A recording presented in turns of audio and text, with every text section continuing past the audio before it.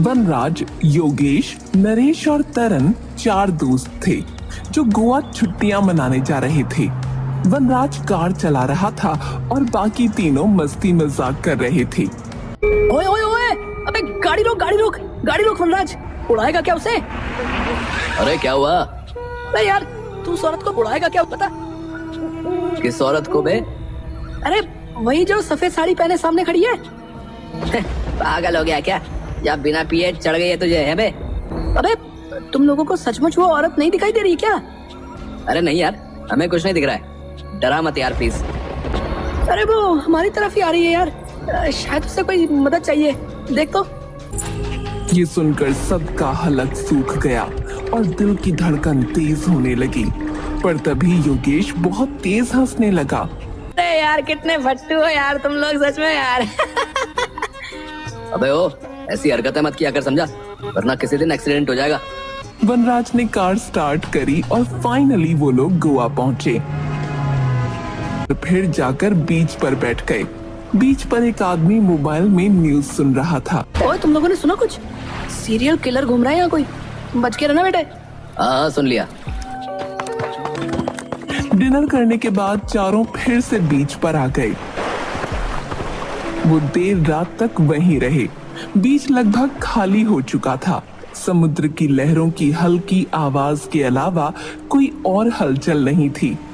वो लोग मस्ती करते हुए इतना आगे बढ़ गए थे कि अब वहाँ कोई और नहीं था। दूर अंधेरे में एक पुराना लाइट हाउस दिखाई दे रहा था और वहीं उनकी नजरें टिक गईं। यार चलो उस लाइट हाउस तक चलते हैं, मजा आएगा। हाँ वैसे भी यहाँ तो अब कोई है नहीं।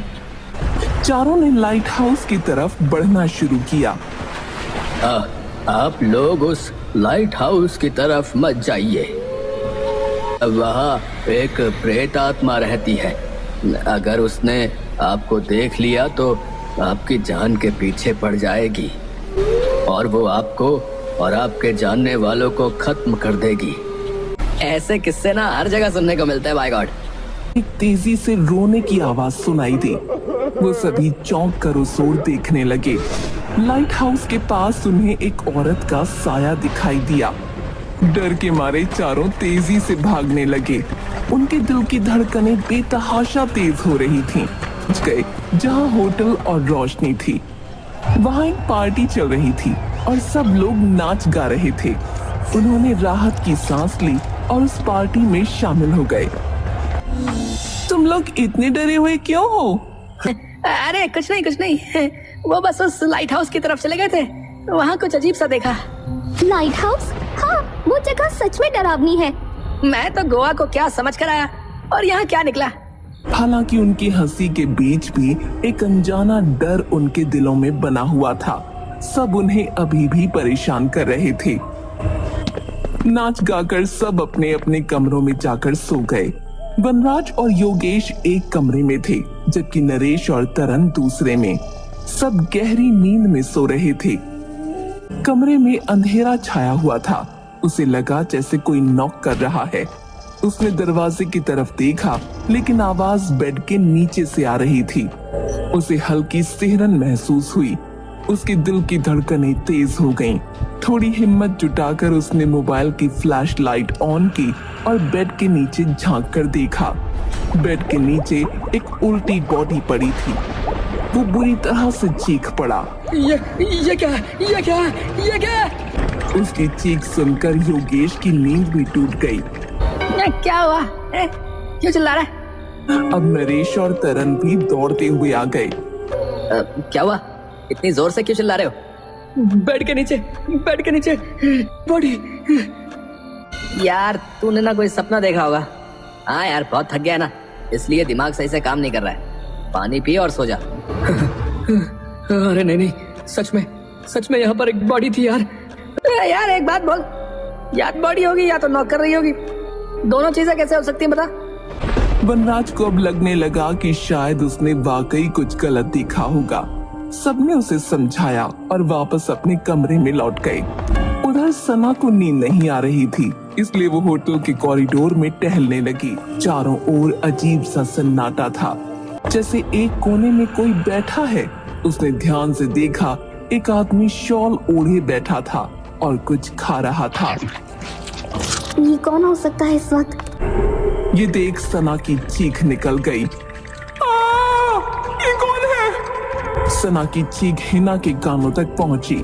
हिना दौड़ते हुए वहां आई, लेकिन जब वहां पहुंची तो उसने देखा कि सना जमीन पर गिरी पड़ी है। अगली सुबह जब वो सभी होटल की लॉबी में मिले तो हिना काफी डरी हुई और परेशान थी। अब क्या हुआ था रात को? सना को अचानक क्या हुआ? मैं उसकी चीख सुनकर कॉरिडोर में पहुंची, पर तब तक वो पुलिस ने होटल के सीसीटीवी कैमरों को चेक किया। उसमें दिखा कि सना किसी से बात कर रही थी, लेकिन वहाँ कोई भी नहीं था। फिर अचानक वो हवा में उठ गई और तड़पने लगी। हिना की बातों से वो और भी ज्यादा डर गए थे। सबने सोचा कहीं ये सब उसी प्रेतात्मा का काम तो नहीं, जिसके बारे में कल रात वो आदमी उन्हें बता रहा था। यार क्या ये वही प्रेतात्मा हो सकती है जिसकी बात उस आदमी ने की थी? लेकिन तुमने तो कहा था ना कि सीसीटीवी फुटेज में कोई दिखाई नहीं दिया। सही है, पर मुझे लगता है हमें एक बार उस लाइट हाउस में जाना चाहिए। हाँ, कम से कम पता तो चले कि सचमुच कोई आत्मा है या कोई किलर का ही काम है। सबने मिलकर लाइट हाउस जाने का फैसला किया। वो पांचों सच का पता लगाने के लिए लाइट हाउस की ओर बढ़ चले। लाइट हाउस दूर से ही काफी खौफनाक और डरावना लग रहा था। वहाँ एक अजीब सा सन्नाटा पसरा था, जैसे कोई अनजानी शक्ति वहाँ मौजूद हो। यार यहाँ कुछ तो गड़बड़ है, ये जगह ही गलत लग रही है यार। लाइट हाउस के अंदर गए। योगेश नीचे ही रहने का फैसला करता है और बाकी सब सीढ़ियों से ऊपर चढ़ने लगे। जैसे ही वो ऊपर पहुंचे, हिना अचानक अजीब हरकतें करने लगी। उसकी आंखों में एक डरावनी चमक थी। हिना ने अचानक वनराज से पकड़ लिया। नहीं नहीं नहीं नहीं नहीं, हिना, वनराज को छोड़ दो, वनराज को छोड़ दो। हिना नहीं, तुम्हारी मौत। नरेश और तरन तेजी से नीचे की ओर भागे और हिना की हालत बुरी थी। ये क्या हुआ? ये किसने किया? तुमने किया, पर तुम खुद क्यों कूदी ऊपर से? मुझे कुछ नहीं पता ये क्या हुआ। मेरे पैर टूट गए हैं। लगता है ये यहाँ मौजूद प्रेतात्मा की वजह से हुआ है। चलो यहाँ से। मुझे उठा लो प्लीज, मैं चल नहीं सकती। उन लोगों ने हिना को उठाया और भागना शुरू किया। बचाओ बचाओ बचाओ बचाओ! अरे तुम लोग मुझे अकेला छोड़कर भाग गए। मैं जैसे तैसे उस आत्मा से बचकर आया हूँ। अब तुम सबकी बारी है। ये देखकर वो सब हैरान रह गए। योगेश के मुंह से निकलती औरत की आवाज सुनकर उन सब की रूह कांपने लगी। तूने गलत कहा था, सीरियल किलर मेरे बस में नहीं था। मैं तो यहाँ कैद थी। कल इस योगेश के आने से मैं आजाद हुई हूँ। अकेला आया था बेचारा, तो मैंने इसकी जान ले ली और इसकी बॉडी को अपना बना लिया। इसका मतलब हम लोग तब से एक आत्मा के साथ रह रहे थे और इसीलिए इसका शरीर सफेद पड़ गया है। उन लोगों ने भागना शुरू किया, लेकिन उस प्रेतात्मा ने योगेश का शरीर छोड़कर अचानक उस आदमी के शरीर पर काबू कर लिया। भागो भागो भागो, लेकिन भाग नहीं पाओगे। हमें मत मारो, हमें मत मारो। तुम लोगों को तड़पा कर मारूं या एक झटके में? हमें छोड़ दो प्लीज। ये तो नामुमकिन है।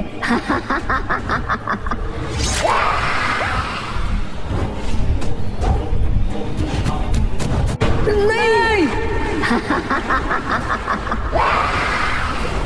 और वो आत्मा अपने नए शिकार के लिए आगे बढ़ गई।